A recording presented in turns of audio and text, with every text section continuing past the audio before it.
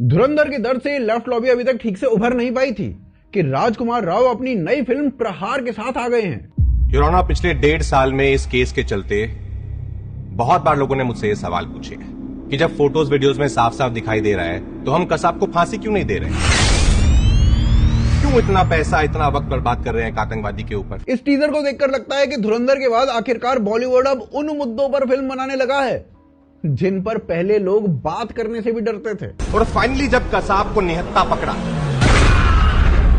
तो गोविलकर साहब ने यह नहीं कहा कि गोली मारो इसे, खत्म करो जल्दी, नहीं, उन्होंने कहा याला मारू नका, हाँ एविडेंस आहे। और जैसे ये टीजर आया पूरी left liberal lobby melt down mode में चली गई। और देखो वजह भी साफ थी, इस फिल्म में राजकुमार राव ने उस वकील उज्जवल निकम का रोल निभाया है जिसने 26/11 के इकलौते जिंदा पकड़े गए आतंकवादी अजमल कसाब को अदालत में लड़कर फांसी तक पहुंचाया था। For the crime of waging war against India, I Ujjwal Nikam ask that Ajmal Amir Kasab should be hanged till his death. हो सकता है ये फिल्म आपको एक नॉर्मल कोर्ट रूम ड्रामा लगे, पर सच बताऊं तो ये उससे कहीं ज्यादा पावरफुल होने वाली है और कांग्रेस के लिए ये एक नाइटमेयर साबित हो सकती है, क्योंकि ये फिल्म एक इंसिडेंट नहीं बल्कि उस पूरे दौर का, जिस दौर में यूपीए यानी कांग्रेस की सरकार बैठी थी,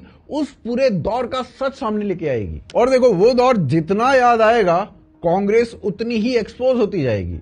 और ये मैं हवा में बात नहीं कर रहा हूं, 26/11 कोई ऐसे ही अचानक नहीं हो गया था, इसके पीछे कांग्रेस सरकार की सालों की लापरवाही थी। हमले से पहले यूएस बार बार इंटेलिजेंस भेज रहा था कि मुंबई पर समुद्र के रास्ते हमला हो सकता है। ऐसे 26 अलर्ट्स जमा हो चुके थे, लेकिन बावजूद इसके बहुत बड़ी इंटेलिजेंस फेलियर हो गई और इसी लापरवाही की वजह से 10 आतंकवादी एक छोटी सी बोट में बैठकर सीधे मुंबई के सीने में उतर आए। 10 आतंकवादी देश की फाइनेंशियल कैपिटल में घुस चुके थे और किसी को भनक नहीं थी।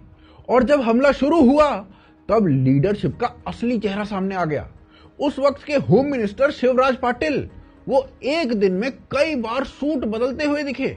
जब लोग ताज और ओबरॉय में मर रहे थे ना, तब हमारे उस समय के होम मिनिस्टर सूट बदलने में बिजी थे। प्रधानमंत्री मनमोहन सिंह उस पूरे मंजर में बिल्कुल चुप रहे, जैसे कुछ हुआ ही ना हो। और जिस एनएसजी कमांडो को भेजा गया, वो फैसला ना इतनी देर से लिया गया कि 10 आतंकवादियों से मुंबई को खाली कराने में पूरे 4 दिन लग गए। दुनिया की कोई भी थोड़ी सी भी गंभीर सरकार होती ना, तो ये काम कुछ घंटे